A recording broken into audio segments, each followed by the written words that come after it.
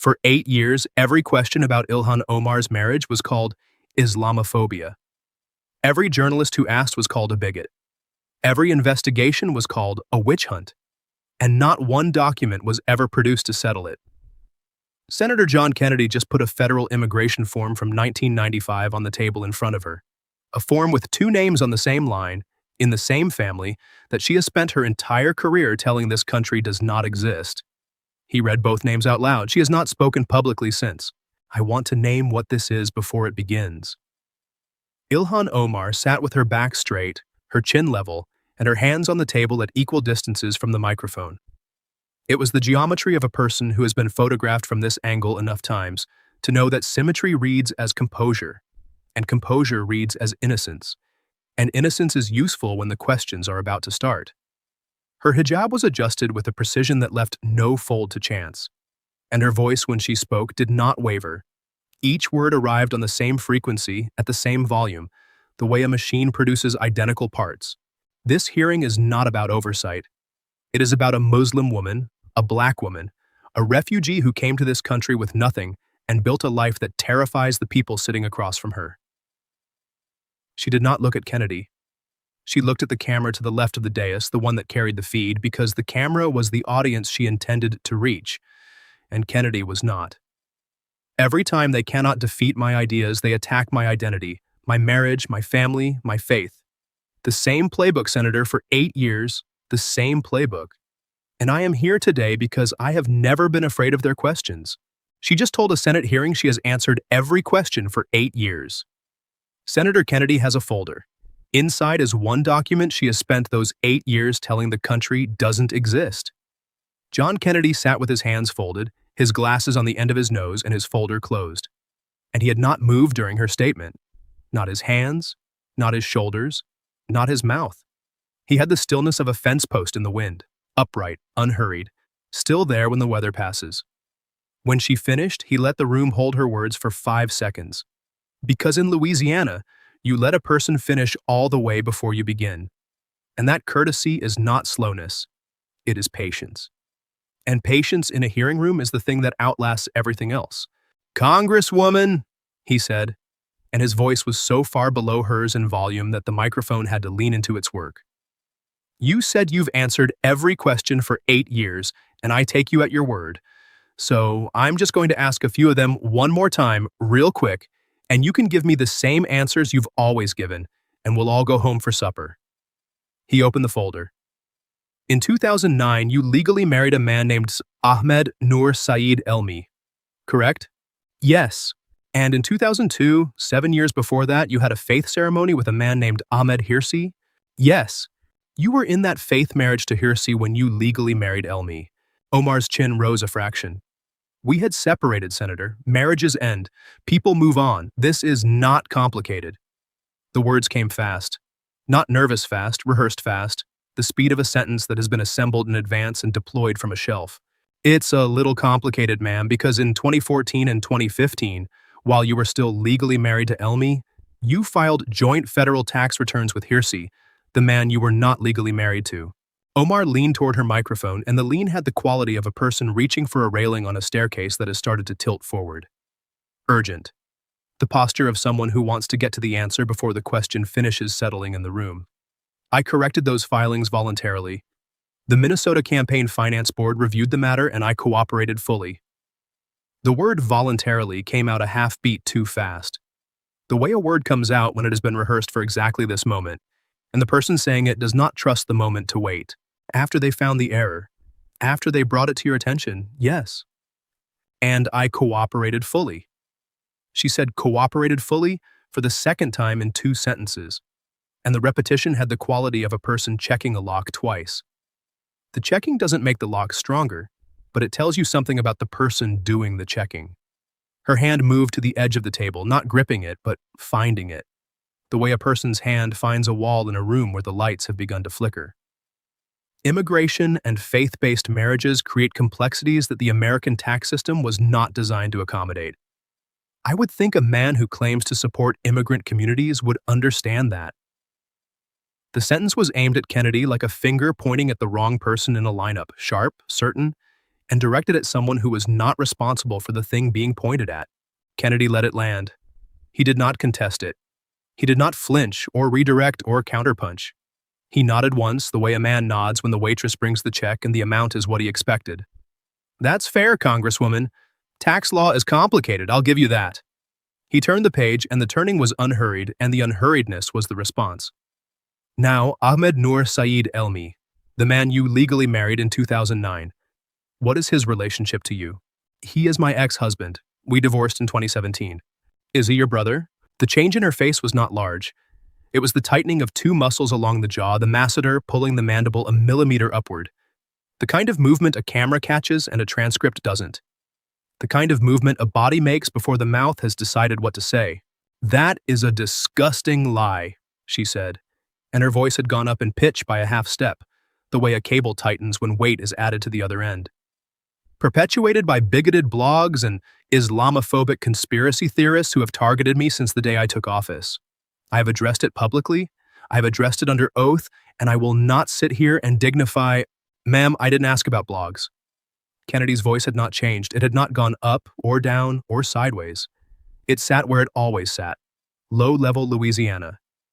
"I asked a yes or no question, and I answered it repeatedly for 8 years. The answer is no. You've answered it by calling the question a hate crime.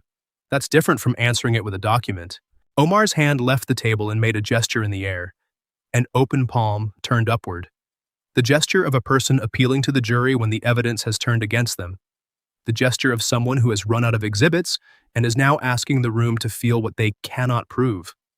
I am not required, Senator, to open my family's private records to satisfy the curiosity of people who have made it their mission to destroy me. No member of this body has ever been accused of marrying their sibling, Congresswoman." 6 words inserted into the middle of her sentence the way a key slides into a lock. Without force, without drama, just the mechanical precision of a thing fitting where it was designed to fit. Omar's open palm closed. The fingers curled inward one by one, like a store pulling down its shutters, and the hand returned to the table and lay there, and it did not make another gesture for the rest of the exchange. The woman in the gallery, who had been nodding, subtly, privately, the nod of a person hearing something they agree with, stopped. Her head froze at the angle of a person recalculating something they had considered settled. "The Star Tribune," Kennedy continued, and his voice was still low, still level, still carrying the patience of a man who has been doing this longer than most of the people in the room have been alive. "Your hometown newspaper. Not a conservative blog, not a talk show. Your newspaper investigated this question, and they wrote in print, in their own pages, that they could, quote, neither conclusively confirm nor rebut the allegation." He looked up. "Your own paper tried to clear you, ma'am. They could not because you would not give them the documents. The Star Tribune is welcome to report whatever it likes." Omar's voice had found a version of its footing. Not the original footing, not the razor-sharp frequency she had opened with, but something thinner, tighter. The way a rope sounds different at the same tension when it has been bearing weight for too long. Journalists who traffic in Islamophobic conspiracy theories do not become credible because they work for a mainstream newspaper. "So the Star Tribune is Islamophobic?" "I did not say that." Her chin dropped a fraction and came back up. A micro-correction, the body betraying a flinch that the face was trying to deny. The kind of movement a person makes when they hear their own words played back and realize too late where the logic leads. "You said journalists who ask this question are trafficking in Islamophobia. The Star Tribune asked this question." Kennedy's hands were still folded. His voice was still low. "I'm just a country lawyer, ma'am. But in my courthouse, if a person calls the question Islamophobic, and a journalist asks the question, then the journalist is Islamophobic. That's how logic works. Or it used to." "You are twisting my words, Senator." The accusation came fast, too fast. The speed of a sentence that arrives before the thought behind it has finished forming. The way a person throws a punch after they've already lost their footing. "I'm reading them back to you, ma'am. There's a difference." He pulled one more page from the folder. "In June of 2012, after you gave birth to your 3rd child, an Instagram account identified as belonging to Ahmed Elmi posted a photograph. A man holding a newborn baby. Your baby, Congresswoman." He read from the printout, flat and specific. The caption did not say, "my daughter." It did not say, "my stepdaughter." It did not use the child's name. The caption said, "nieces." He set the printout on the table and let the word sit there. Nieces. That's what your husband called your newborn daughter. Social media captions are not legal documents, Senator. Omar's hand was moving again. Not to the water glass, not to the table's edge, but to her own wrist, where her fingers found the inside of her forearm and pressed. The grounding gesture of a person whose body has begun managing itself without permission from the person inside it. People use terms of endearment in different cultures that do not translate directly into nieces is not a term of endearment, Congresswoman. In any culture I am aware of, it is a family relationship. It means your sibling's child. You are not an expert on Somali culture, Senator. The sentence arrived with the particular force of a person playing their last card and knowing it is not the right suit. Loud enough to sound like confidence, short enough to betray that there was nothing behind it. She had reached for culture the way a drowning person reaches for driftwood. Not because driftwood saves you, but because it is the last thing floating. No, ma'am, I'm not. Kennedy nodded, the nod of a man who has been handed an objection he expected and has already drafted the overrule. But the word nieces is English. Your husband wrote it in English on an American social media platform in the English language. And in English, it has one meaning, and the meaning is brother. Let's talk about your current husband, Kennedy said. He pulled a new section from the folder and squared it in front of him. And the squaring was the gesture of a man who organizes things before he discusses them, because in his experience, the organization is half the argument. Tim Minot. Omar's posture shifted. Not a collapse, not a retreat, but a reorganization. The way a fighter redistributes weight when they realize the rounds are going longer than they trained for. Her shoulders drew back an inch, and her chin, which had been at level for the opening and had dipped during the nieces exchange, returned to level forcibly. The way a person straightens a picture frame they know is about to fall again. What about him? Your campaign hired his consulting firm, the E Street Group, in 2018. Between 2018 and 2020, your campaign paid his firm more than $3 million in consulting fees. Tim's firm provides legitimate professional consulting services. The word legitimate arrived with emphasis, and the emphasis was a tell. The way a person says legitimate when they know someone is about to suggest it isn't.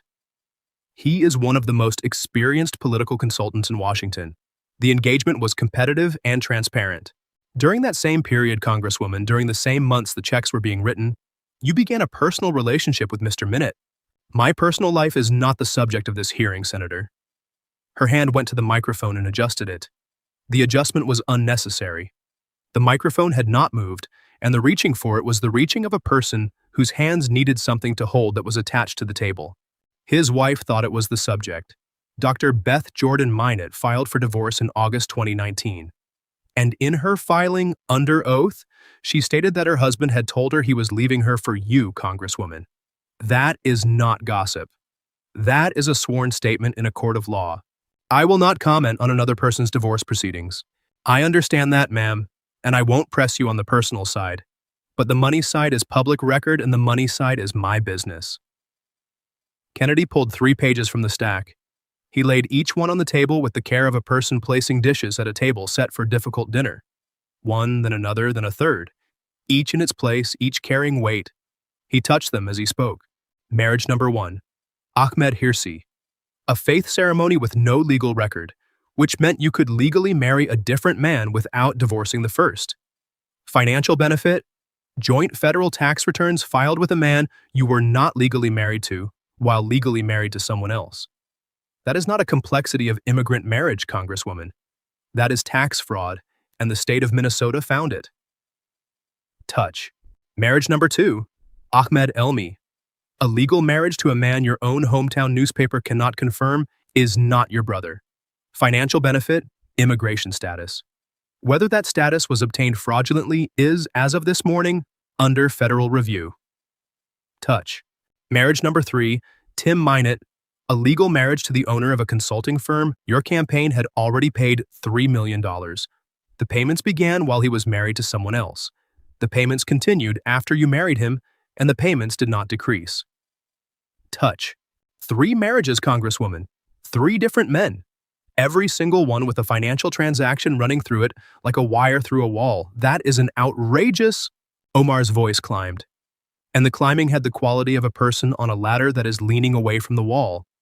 The higher she went, the less stable the structure beneath her. And the room could hear the instability in the pitch, in the vowels that were stretching thinner with each syllable. An outrageous characterization of three real relationships that involved real human beings and real emotions. And I will not allow this committee to reduce... Ma'am, characterizations don't have dollar amounts. Kennedy's voice did not climb. It did not need to. It sat where it had always sat, low level. The voice of a man who has spent 40 years listening to louder voices in smaller courtrooms and has learned that the quiet one is the one the jury remembers when the door closes. FEC filings do, and yours show $3 million flowing from your campaign account to the company owned by the man you were romantically involved with. That is not a characterization, Congresswoman. That is a line item. And line items do not have emotions. They have numbers. Omar opened her mouth to respond. The muscles of her jaw engaged, her shoulders squared, her body assembling the posture of a counter-argument. But the counter-argument did not arrive. Her mouth closed, her shoulders settled back. And what the room saw for a fraction of a second was the face of a person who has reached for a weapon and found the holster empty. Kennedy folded his hands. 3 marriages, 3 money trails. Where I come from, Congresswoman, we'd call that a business model. Kennedy reached beneath the folder and brought out one final page. He held it with both hands, the first time all morning, and the room registered the change, the way a room registers when a doctor picks up a chart with both hands instead of one. Mrs. Omar, for 8 years you have told this country that no document exists connecting you and Ahmed Elmi as members of the same biological family because no such document exists. That is correct. Her voice was flat now. Not sharp, not climbing. Flat. The flatness of a person who has run through their repertoire and arrived at the last available note. This committee has obtained, through a federal record subpoena, an immigration application filed in 1995 with the United States Immigration and Naturalization Service. Form I-130, Petition for Alien Relative, filed on behalf of your family unit for family reunification. Omar's hands went flat on the table, her fingers spread. The spreading was the body's decision, not the mind's. The involuntary bracing of a person who does not yet know what is coming, but whose muscles have decided to prepare for it. Kennedy read the names. He read them at the speed of dictation, each name a separate sound, each sound given its own space in the room. The petitioner, the dependent, the family members. And when he came to 2 of them, he stopped. The stopping was louder than any word he had spoken all morning. Ilhan Omar. He looked up over the rims of his glasses and his eyes found hers. And for the first time all morning, she did not look away. And Ahmed Noor Saeed Elmi. He set the page on the table. The paper made a small sound when it touched the wood. The sound of something arriving that has been in transit for 30 years. Same application, same petition, same household, same family unit. Relationship to petitioner for both names on the same line, in the same box, siblings. A pen fell from someone's hand on the press row. Nobody picked it up. The fluorescent light above the dais hummed at a frequency that had been there all morning and that nobody had heard until now. For 8 years, Mrs. Omar, you have told this country this document does not exist. I have never seen that document. Her voice had changed register. Lower, faster. The pitch of a person who is no longer making a speech but answering a question she did not expect to hear. I question its authenticity. I was 12 years old when it was filed by your father, ma'am. Subpoenaed from a federal records warehouse authenticated by the INS. Kennedy's voice was quiet. And it says in black ink on a government form that you and Ahmed Elmi are brother and sister. That document, if it is authentic, that document does not... Her sentences began arriving without endings, each one launching in a new direction and reaching the same wall, like a bird hitting the same window from different angles.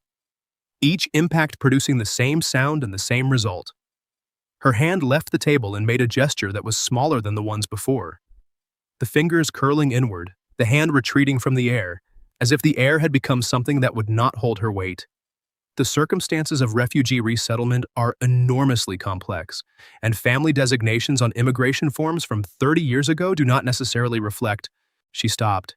She had been building toward a sentence that would explain why the form said siblings without admitting that it was true. And the room could see the moment she heard her own argument approaching its conclusion and realized where it led. To admitting that the form said one thing and reality was another. Which meant either the form was wrong or the 8 years of denial were wrong, and both doors opened onto the same room. "Ma'am." Kennedy's voice was very quiet. The quietness was not gentle. It was the quietness of a mechanism completing its function.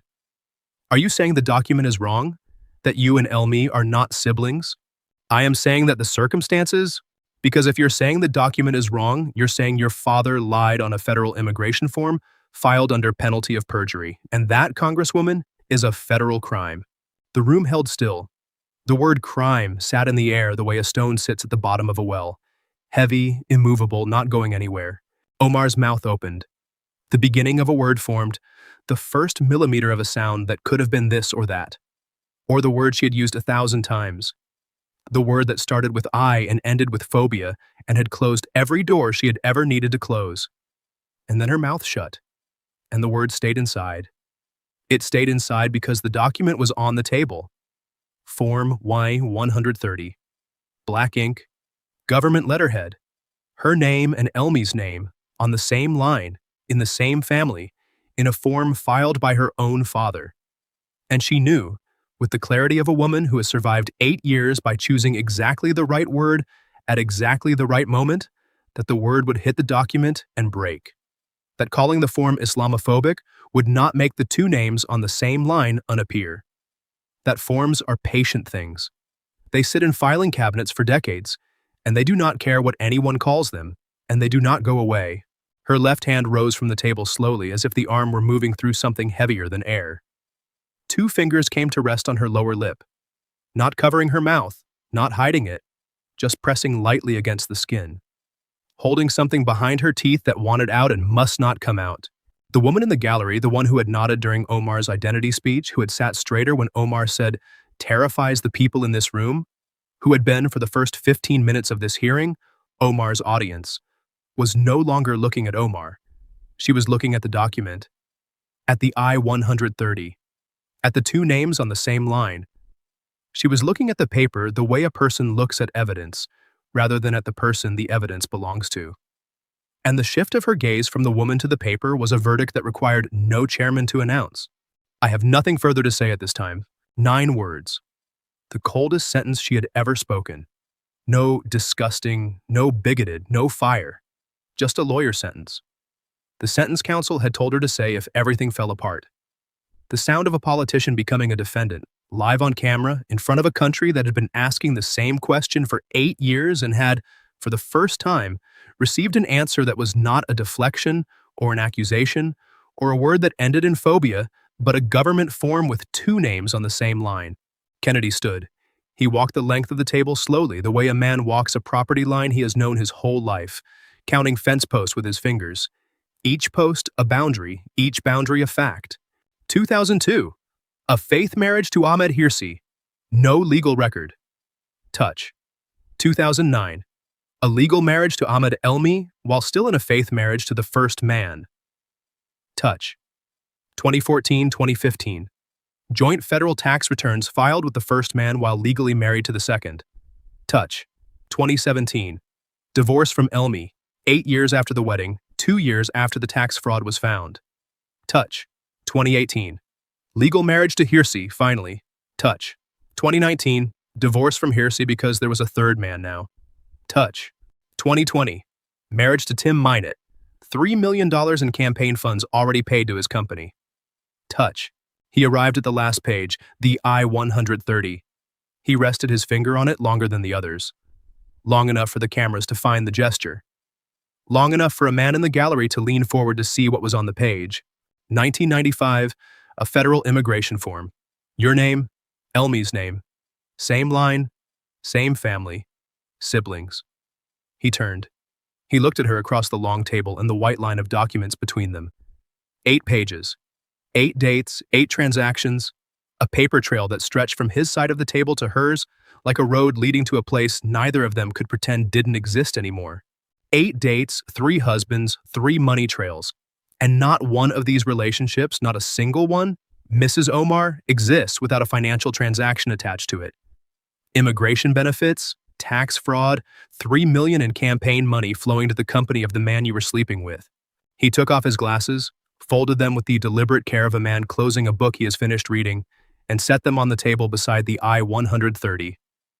The click of the hinges carried in the quiet the way a latch carries when a door closes for the last time. You called it Islamophobia, Mrs. Omar. For 8 years, every question was Islamophobia. Every journalist who asked was a bigot. Every investigation was a witch hunt. And for 8 years, this piece of paper, he touched it one final time, was sitting in a filing cabinet in a government warehouse, in a metal drawer nobody pulled, gathering dust in the dark.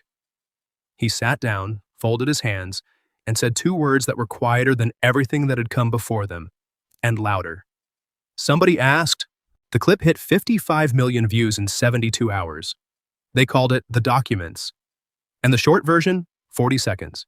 Kennedy reading the I-130, same application, same family, siblings, then Omar's fingers pressing her lower lip, and the 9-word sentence that followed circulated differently from the other clips. Because the silence in it was not the silence of a person who had lost an argument. It was the silence of a person who had been found. The Department of Justice announced it was reviewing the immigration application in coordination with the Department of Homeland Security. The House Ethics Committee opened a formal investigation into Omar's tax filings and the $3 million in campaign disbursements to the E Street Group. Nancy Mace, who had tried to subpoena Omar's records in January and been blocked, posted one sentence. Somebody pulled the drawer open. 3 Democratic members of the Minnesota delegation released statements within 48 hours. None mentioned Omar by name. All used the word accountability. That evening, a man named Amir sat in a 1-bedroom apartment in Falls Church, Virginia, and watched the 14-minute version on his laptop. Amir had come to the United States from Iran 11 years ago. He had waited 7 years for his green card. 7 years of forms and fees and fingerprint appointments, and interviews where officers asked the same questions 3 different ways to see if his answers held.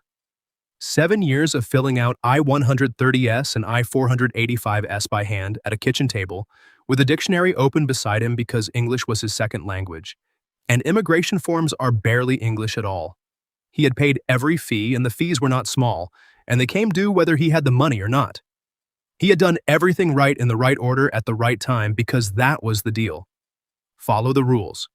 Wait your turn. Tell the truth on every form. And the country lets you in the front door, like a person. He watched Omar on the screen. He watched Kennedy read the I-130 with 2 names on the same line. He watched her fingers come to rest on her lip. And he did not feel anger. He felt the bone-deep tiredness of a man who had stood in line for 7 years, who had filled out every form and answered every question and told the truth every time it was asked, and who was now watching someone who had allegedly bypassed the entire system and then spent 8 years calling anyone who noticed a bigot. He closed the laptop. He sat in the quiet of his apartment and listened to the traffic on Route 7. And the quiet had nothing in it that needed filling because some truths don't require commentary. They just require someone to open the drawer. On the porch in Madisonville, Louisiana, John Kennedy sat with iced tea that had gone warm and crickets that were louder than the television had been. He had not called anyone. He was not going to call anyone. He was thinking about a filing cabinet, a metal drawer in a government warehouse somewhere, rows of cabinets under fluorescent lights, forms from 30 years ago sitting in folders that nobody had touched since the day they were filed. 8 years, he said to the crickets, or to the dark or to the warm Louisiana night that held them both. That paper was sitting in a cabinet for 8 years, and nobody pulled the drawer. He took a sip of tea that was no longer cold and set it on the arm of the chair. Sometimes the answer ain't hiding, Becky. It's just sitting in a place nobody thought to look because the person it belonged to was yelling loud enough to keep everybody away from the cabinet. In an apartment in Washington, Ilhan Omar sat across the kitchen table from her lawyer. Not on the phone, in person. Same table. Close enough to see the scratch of his pen on the legal pad, but not close enough to read what he was writing. The scratch was the loudest sound in the kitchen. She was not speaking. She was not deflecting. She was not calling anyone a bigot or invoking the rights of refugees or deploying the word that had protected her for 8 years and had today failed.